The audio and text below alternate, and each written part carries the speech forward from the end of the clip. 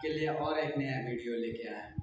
देखते रहिए, ऐसे नया वीडियो में लेके आऊंगा। आइतबारबाट उज्बेकिस्तानको राजधानी तास्केन्टमा शुरू भएको एएफसी महिला एसियन कप छनौट अन्तर्गतको पहिलो खेलमा लाओस विरुद्ध 9-0 को विशाल जित निकालेको नेपाली सिनियर महिला फुटबल टिमले आफ्नो दोस्रो खेल आज श्रीलंका विरुद्ध खेल्दैछ।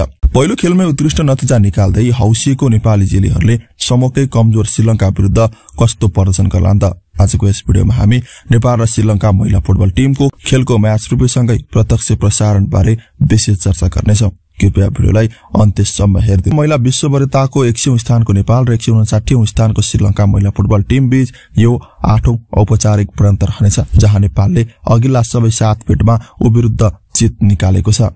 यी दुईको सबै भेट महिला साफमा भएको हो, जहाँ नेपालले श्रीलंका विरुद्ध आफूले खेलेका सबै 7 खेलहरूमा जित मात्रै हात पारेको छैन, क्लिन सिट समेत राख्न सफल भएको छ।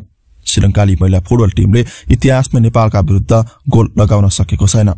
नेपाल र श्रीलंकाले 7 मध्ये 2 पटक सेमिफाइनलमा भेट पक्का गर्दा 5 भिडन्त पनि समचरणमा पक्का भएका हुन्। यता जारी छनौटको समूह एफमा रहेर प्रतिस्पर्धामा उत्रेको नेपालले पहिलो खेलमा लाओस विरुद्ध 9-0 को विशाल जित निकाल्दा श्रीलंकाले भने बलियो उज्बेकिस्तान विरुद्ध 10-0 को लज्जास्पद हार बेहोर्यो।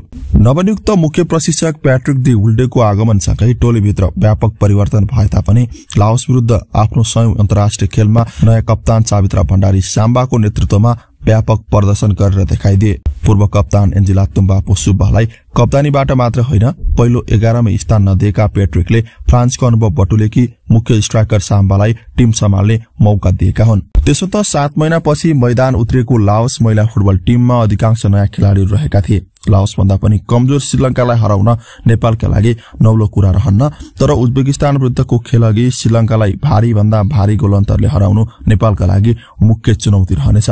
श्रीलंकाली महिला फुटबल टिम पछिल्ला 4 खेलदेखि पराजयको यात्रामा छ। पहिलो जित उसले मालदिव विरुद्ध गत महिला साफमा निकालेको थियो।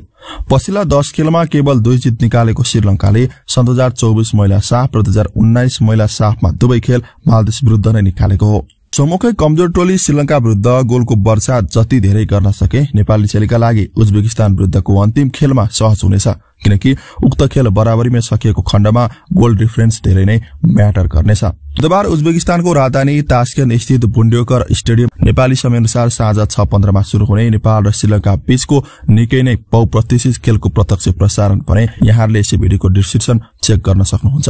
यस्तै लाइभ हेर्न गुगलमा गई साझाखेल.com को आधिकारिक वेबसाइट समेत चेक गर्न सक्नुहुनेछ।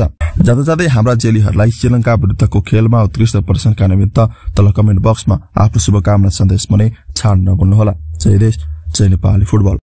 लाइक और सब्सक्राइब करना मत भूलिए। Thank you so much.